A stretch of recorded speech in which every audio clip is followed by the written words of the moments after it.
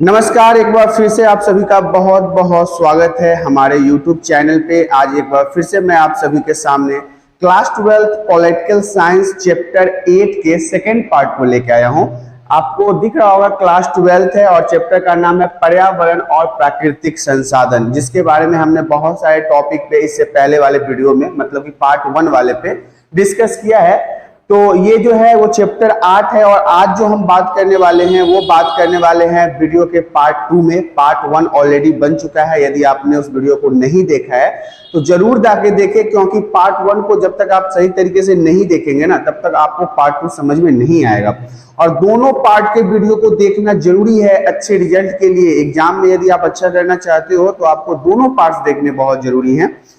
इसके अलावा यहाँ पे मैं आपको बता दूं कि यदि आप नोट्स को, वो इंग्लिश मीडियम हो या हिंदी मीडियम हो, डाउनलोड करना चाहते हैं या पढ़ना चाहते हैं तो आप lastdout.com पे जाएं। वहां पे आपको सभी क्लासों के जो नोट्स हैं हिंदी मीडियम, इंग्लिश मीडियम और फ्री ऑफ कॉस्ट मिल जाएंगे।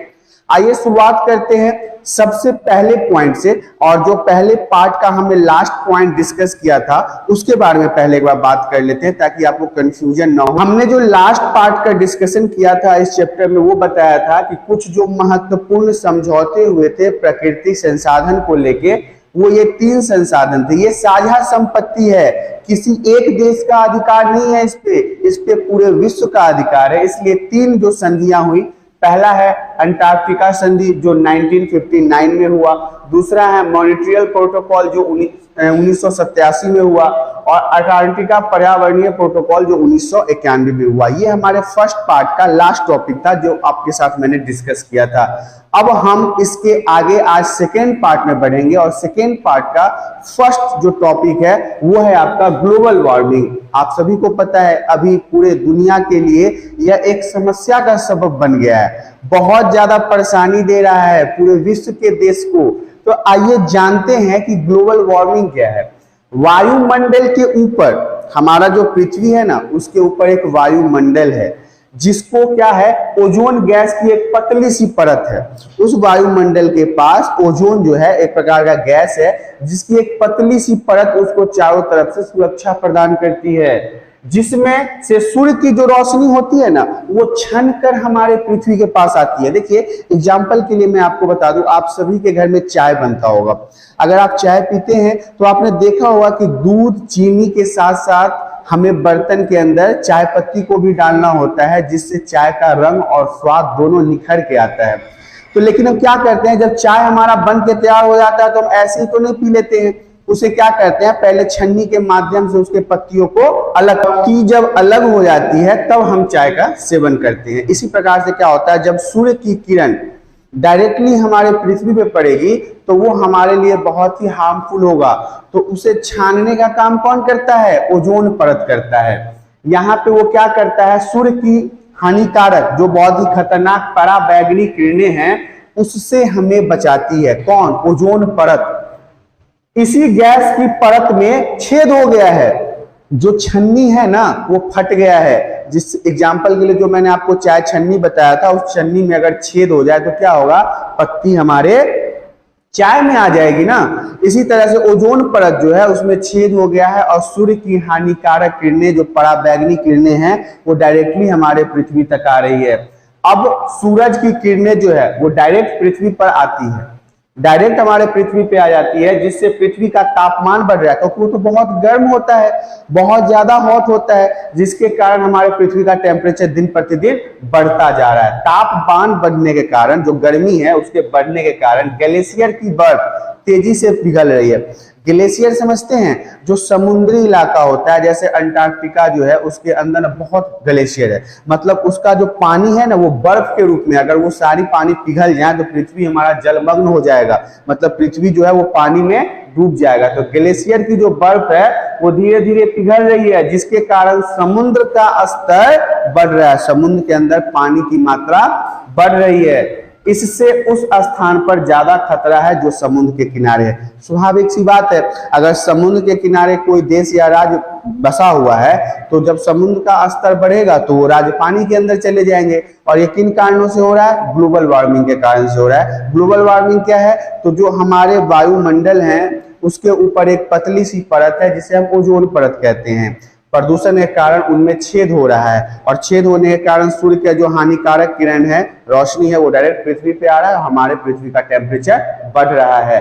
कार्बन डाइऑक्साइड एक गैस है, मीथेन एक गैस है, हाइड्रोफ्लोरोकार्बन सबसे खतरनाक गैस। ये गैस जो है वो ग्लोबल वार्मिंग को बहुत ज्यादा बढ़ा रहा है और ग्लोबल वार्मिंग इन्हीं सब गैसों के कारण ना ओजोन परत में छिद्र हो रहा है, छेद हो रहा है। आइए हम ओजोन परत को आपको इमेज के माध्यम से समझाते हैं।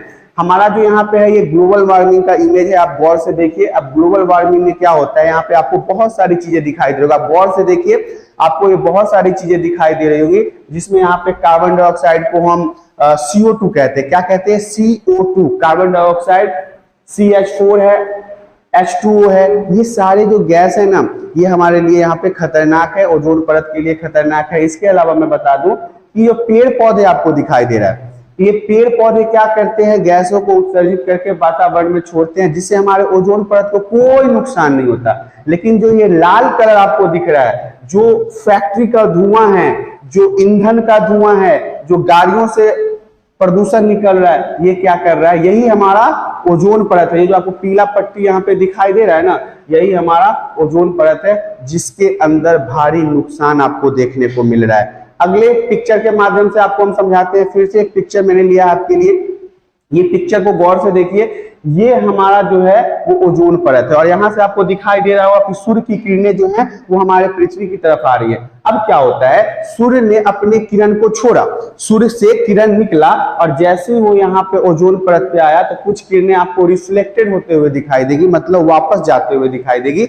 ये वही किरण है, पराबैंगनी किरण, जो हमारे धरती के अंदर टेम्परेचर को बढ़ा रहा है और उससे सिर्फ और सिर्फ अच्छी किरण हमारे पृथ्वी के अंदर प्रवेश हो रही है। लेकिन जिस तरह से आग जंगलों में लग रहा है, प्रदूषण फैल रहा है, धुआं हो रहा है, इसके अलावा बहुत सारे ऐसे स्प्रे हैं जिसके अंदर बहुत सारी प्रदूषण होती है, कार इत्यादियों आदि के माध्यम से, फैक्ट्रियों के माध्यम से इतना ज्यादा प्रदूषण फैल रहा है, इतना ज्यादा प्रदूषण फैल रहा है कि आप देखोगे कि हमारा जो यहाँ पे ओजोन परत है वो नुकसान हो रहा है, उसमें छेद हो रहा है। तो इस तरह से आपने ग्लोबल वार्मिंग, ओजोन परत और भी विभिन्न पॉइंट्सों को यहाँ पे गौर से देखा है। आपको ग्लोबल वार्मिंग समझ में आ गया होगा। अब हम अगले स्लाइड की तरफ बढ़ते हैं।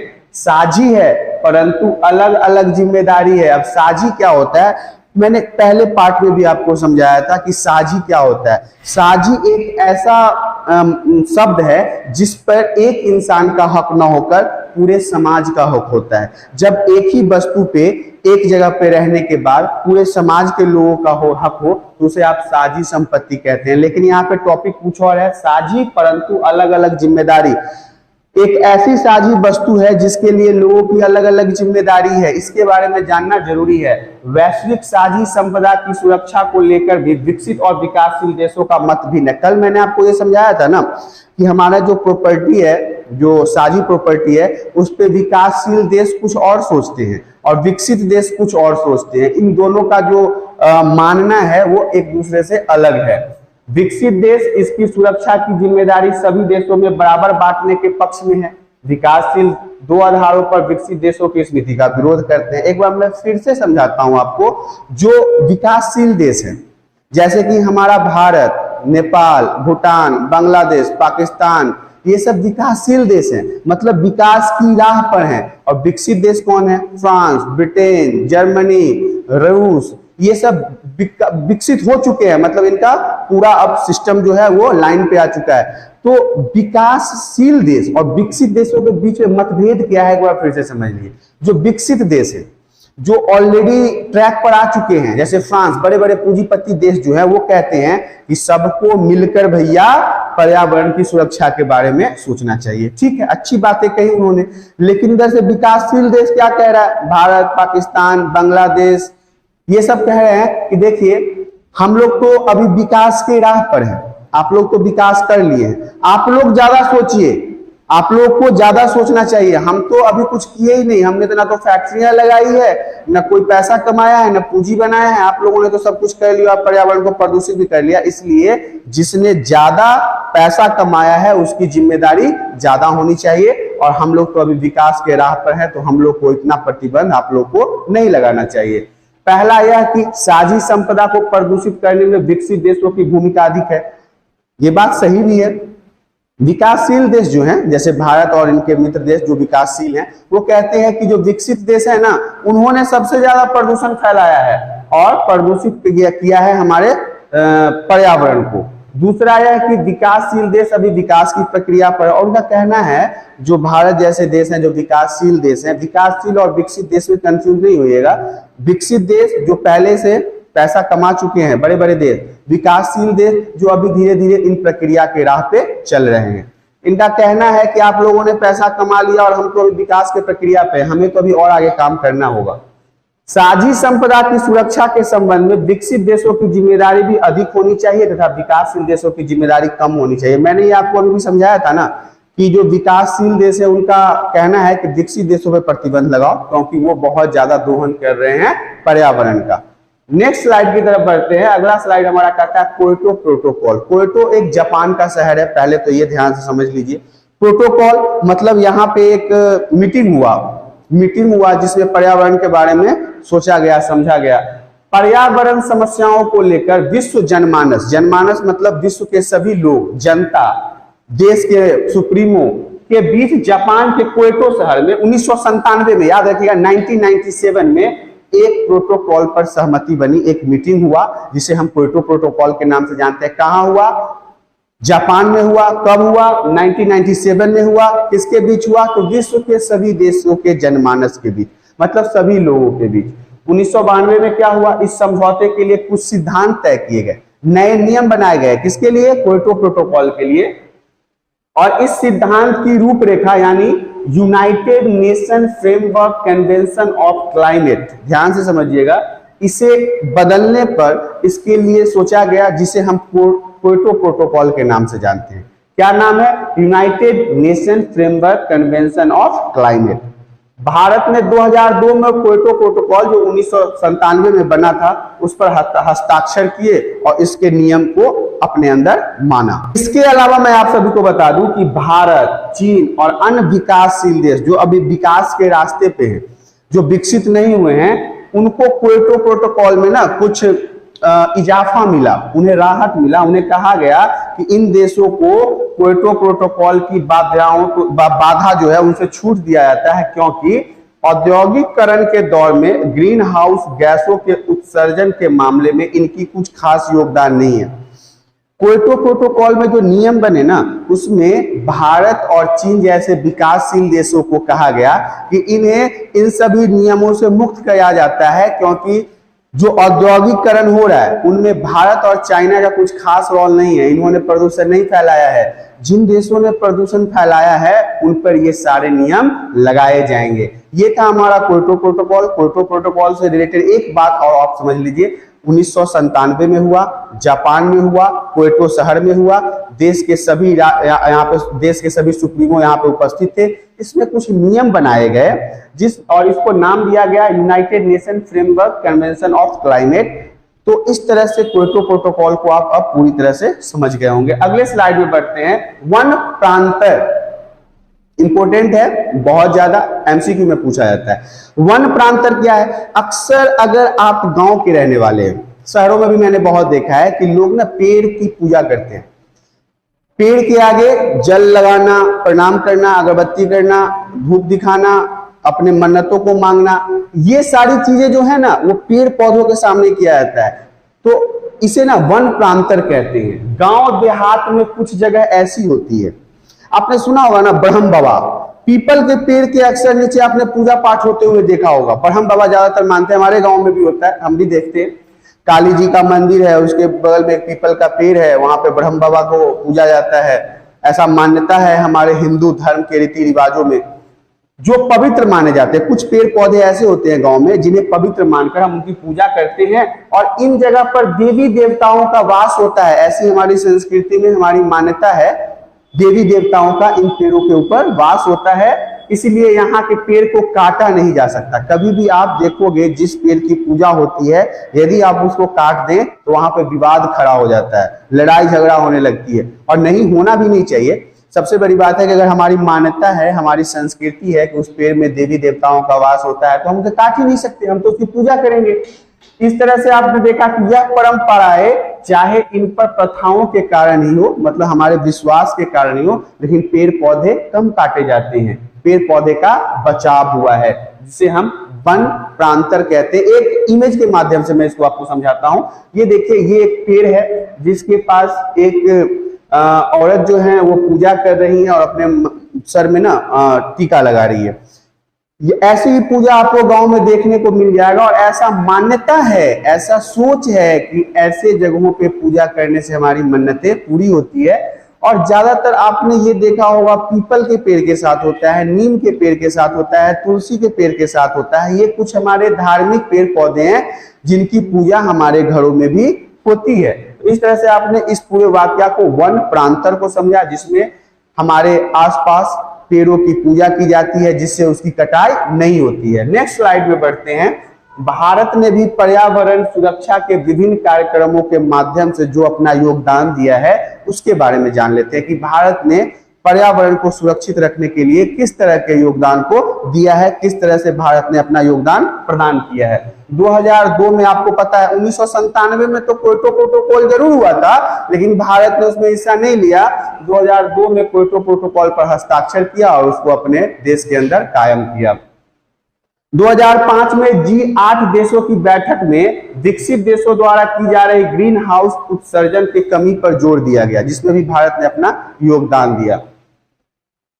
नेशनल ऑटो फ्यूल पॉलिसी के अंतर्गत वाहनों में स्वच्छ ईंधन का प्रयोग। देखिए, गाड़ी घोड़ा जो होता है ना, कभी कभी आपने देखा होगा यार कि गांव में क्या होता है ना, बाइक वगैरह में लोग मिट्टी तेल भी डाल देते हैं, मिट्टी तेल से भी चला देते हैं। ऐसे में क्या होता है ना, उससे प्रदूषण ज्यादा फैलता है, वो आवाज ज्यादा करता है, धुआं ज्यादा देता है। इसलिए भारत का मानना है कि हम अपने वाहनों के अंदर स्वच्छ और उच्च गुणवत्ता वाले ऑयल का उपयोग करेंगे, तेल का उपयोग करेंगे, जिससे धुआं कम से कम हो।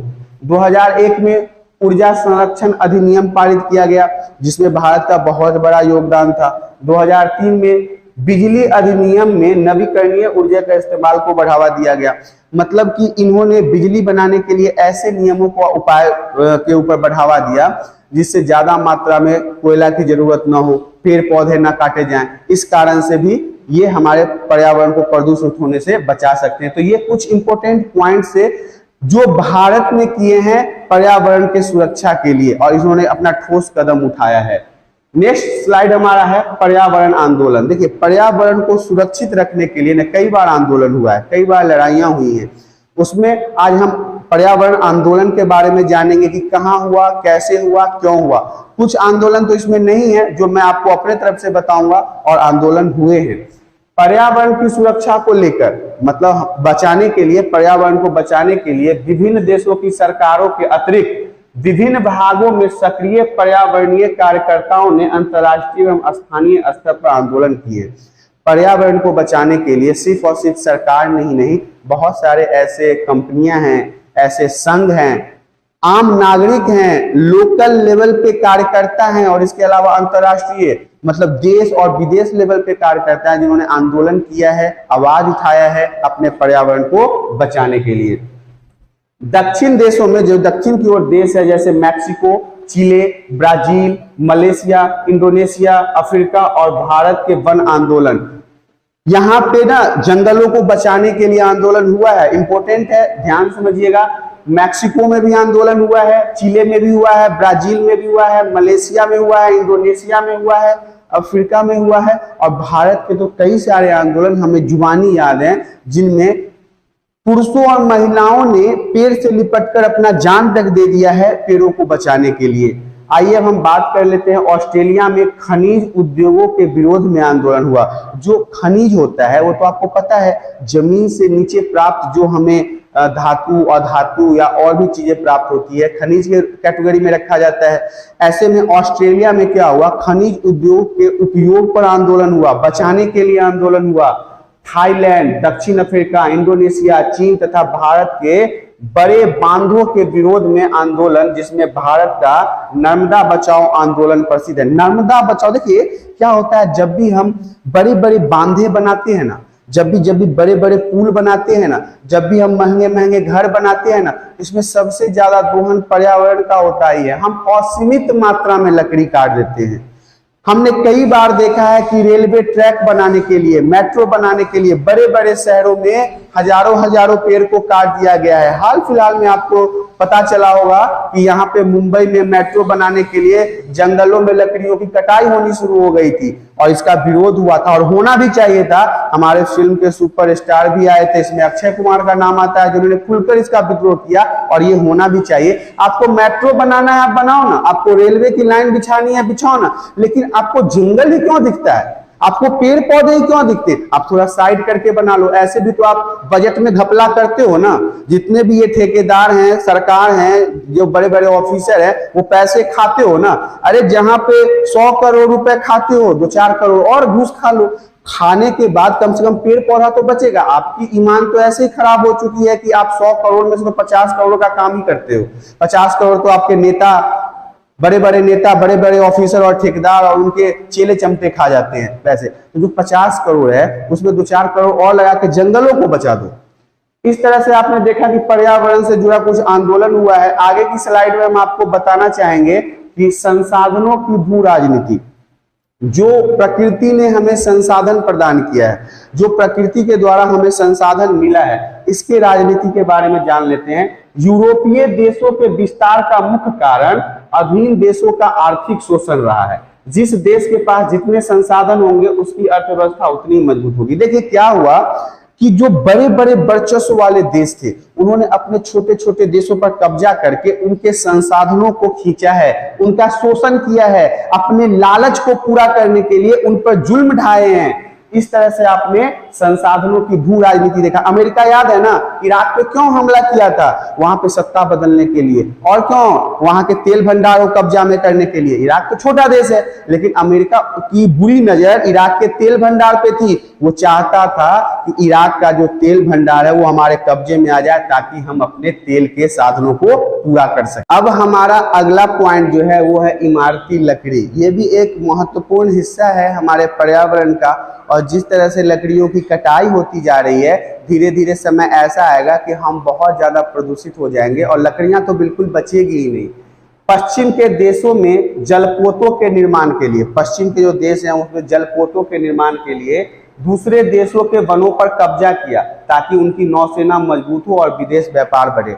ये जो वर्चस्व वाले देश थे ना, ये जो पैसे वाले देश थे ना, इन्होंने अपने से छोटे देशों पर कब्जा सिर्फ इसलिए किया है उनके संसाधनों पे हक जमाने के लिए, उनके लकड़ियों पर हक जमाने के लिए। इन्होंने क्या किया? अपने नौसेना की शक्ति को बढ़ाने के लिए दूसरे देशों पर कब्जा करके उनके महत्वपूर्ण संसाधन लकड़ी को काट के अपने देश लेके गए। ये था इमारती लकड़ी। तेल भंडार याद होगा, मैंने अमेरिका के लिए और इराक के लिए अभी जस्ट आपसे बात किया था। विश्व युद्ध के बाद उन देशों का महत्व बढ़ा जिनके पास यूरेनियम और तेल जैसे संसाधन थे। जिन देशों के पास यूरेनियम था, जिन देशों के पास तेल था, उनका महत्व बढ़ गया विश्व युद्ध के बाद।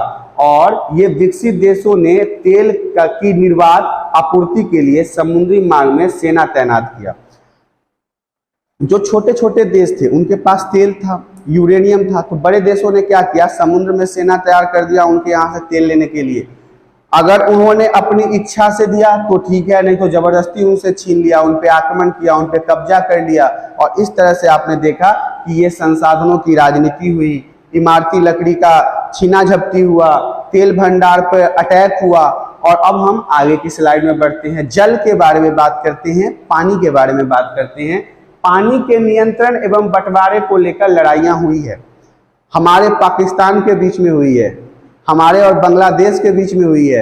इधर पाकिस्तान के साथ हमारा सिंधु नदी के लिए झगड़ा चल रहा है और उधर बांग्लादेश के साथ हमारा गंगा नदी के पानी को लेकर झगड़ा चल रहा है। तो देखिए लड़ाइयां हुई है। जॉर्डन नदी के पानी के लिए 4 राज्य दावेदार हैं। इधर हमारे ही नहीं और भी लोग हैं इस लड़ाइयों में। जैसे कौन? जॉर्डन नदी है, उसके लिए 4 राज्य जो है वो दावेदार हैं, इजराइल, जॉर्डन, सीरिया एवं लेबनान। ये जो देश हैं ये आपस में लड़ रहे हैं किसके पानी के लिए? जॉर्डन नदी के पानी के लिए। तो यहाँ विवाद चल रहा है, लेकिन ये संसाधन प्रकृति के द्वारा दिया गया है। याद रखिएगा ये चैप्टर जो है वो हमारे प्राकृतिक संसाधन और पर्यावरण के अंदर आता है, तो हम इसीलिए इन सभी चीजों के ऊपर बात कर रहे हैं। मूल निवासी, मूल निवासी का मतलब होता है उस जगह का रहने वाला प्रॉपर व्यक्ति जो वहीं जन्म लिया, वहीं उसका वास्तविक स्थान है। संयुक्त राष्ट्र संघ ने 1982 में ऐसे लोगों को मूल निवासी बताया। किसने? संयुक्त राष्ट्र संघ ने। कब? 1982 में ऐसे लोगों को मूल निवासी बताया जो मौजूदा देश में बहुत दिनों से रहते आ रहे हैं। एक ही जगह पर अगर लंबे समय से वो वहीं पे रहते आ रहे हैं तो उन्हें हम मूल निवासी कहते हैं। जैसे मैं भारत का रहने वाला हूं तो मैं भारत का मूल निवासी हूं। मेरा राज्य बिहार है तो मैं बिहार का मूल निवासी कहा जाऊंगा। इसके बाद क्या हुआ? दूसरी संस्कृति या जातियों ने उन्हें अपने अधीन बना लिया। भारत के मूल निवासी के लिए जनजाति या आदिवासी शब्द का प्रयोग किया जाता है। जो भारत के मूल निवासी हैं ना, जो भारत के प्रॉपर रहने वाले हैं, उनके लिए आदिवासी शब्द या फिर जनजाति का शब्द का उपयोग किया जाता है मूल निवासी के लिए। 1975 में क्या हुआ? मूलवासियों का संगठन वर्ल्ड काउंसिल नेशन पीपल्स बना, जिसमें मूल निवासियों की मुख्य मांग यह थी कि उन्हें अपनी स्वतंत्र पहचान रखने वाला समुदाय माना जाए। इन लोगों ने भी आवाज उठाया और कहा कि हमें एक ऐसा राइट्स दो जिसमें हम अपनी पहचान को स्वतंत्र रख सके, हम पर किसी का दबाव नहीं हो, हम किसी के अंदर नहीं रहें। इसके बाद क्या हुआ? दूसरे आजादी के बाद से चली आ रही परियोजनाओं के कारण इनका विस्थापन एवं विकास की समस्या पर भी ध्यान दिया जाए। जो आदिवासी हैं या फिर जो आउटर एरिया में रहते हैं, जो गांव में रहते हैं, उनके विकास को देखा होगा आपने, बहुत धीमी गति से होती है। खासकर हमारे बिहार में भी बहुत ऐसे जगह हैं जहां पे विकास के नाम पर ठेंगा दिखा दिया जाता है।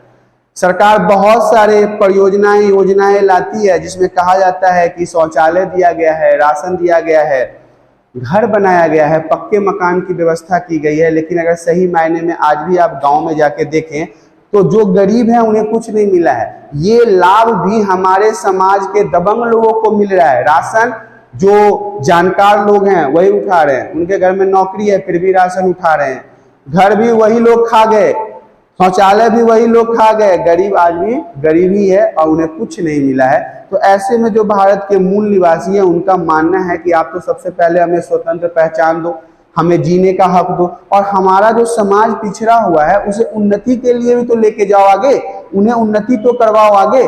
इस तरह से आपने देखा कि यहाँ पे जल, मूल निवासी, ये सारे टॉपिक्स समाप्त हो चुके हैं। अब हम इस चैप्टर को यहीं पे विराम देते हैं क्योंकि हमारा जो इस वीडियो का पार्ट 2 था वो बिल्कुल समाप्त हो चुका है। अब यहाँ पे मैं आपको बता दूं, यदि आपको इस वीडियो को समझने में या इस पार्ट 1 को समझने में या इससे पहले के जो 7 वीडियो 7 चैप्टर के बन चुके हैं उन सभी में भी यदि कुछ समझने में परेशानी आती है तो आप हमें कॉमेंट करके बताएं, आपके लिए स्पेशल वीडियो बनाया जाएगा। और यदि आपने इन वीडियोस को नहीं देखा तो लिंक जो है आपको डिस्क्रिप्शन में मिल जाएगा, सभी चैप्टर का, सभी पार्ट्स का, आप वहां से भी आसानी से वीडियोस को देख सकते हैं। यदि यह वीडियो पसंद आती है तो आप इस वीडियो को लाइक करें, चैनल पे पहली बार आए हैं तो चैनल को सब्सक्राइब करें और अपने दोस्तों के साथ शेयर करें। अब हम आपके साथ मिलेंगे 9वें चैप्टर में। आज के लिए इतना ही, धन्यवाद।